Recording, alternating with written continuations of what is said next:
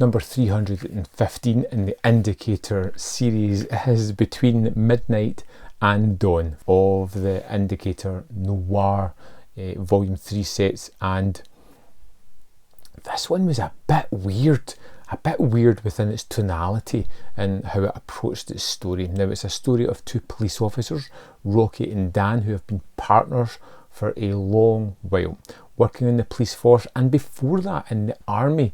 They are a genuine partnership.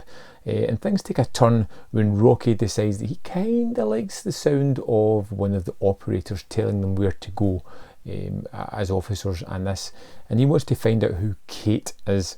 Of course, he falls in love as soon as he meets her, and Kate is a kind of complicated character. Her father was a police officer. She doesn't want to date officers at all, which leads to an incredibly weird sequence, an incredibly weird scenario that continues through the movie, that kind of takes away from noir and adds a strange, supposed to be comedic element into the movie, as Rocky and Dan take Kate on a joint date and then move into the spare room in her house and try to woo her jointly.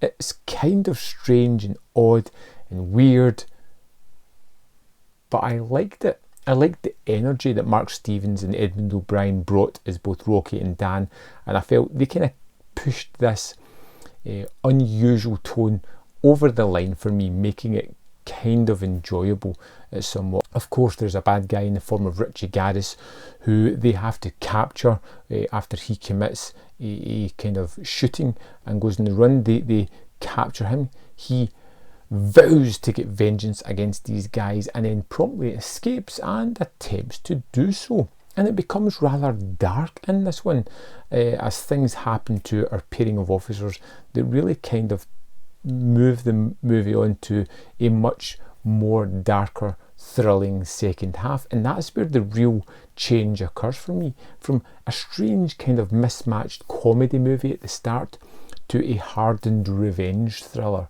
in the second half. It's ill-fitting, it's weird and unusual, but I kind of like things that are weird and unusual. It's not what I expected. It feels very light-hearted and somehow bleakly dark in the second half of it as well. Even saying it seems incredibly silly.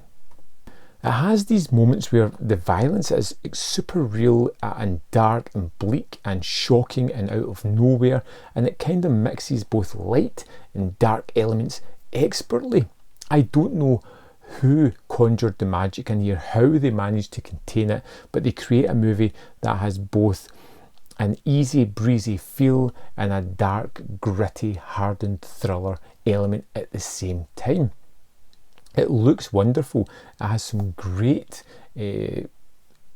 direction in the way it creates its darker, moodier shots, and when the violence appears out of nowhere, it is truly shocking for a movie of this time, particularly when you have all those light-hearted comedic moments that come early on.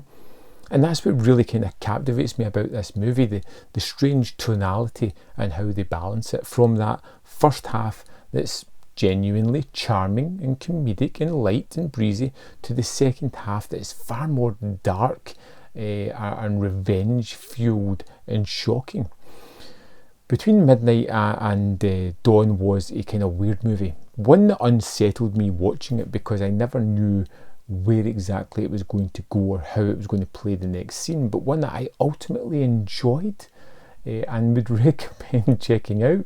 I'd love to know your thoughts on Between Midnight and Dawn. Let me know in the comment box below. I'll see you next time on Man v Film.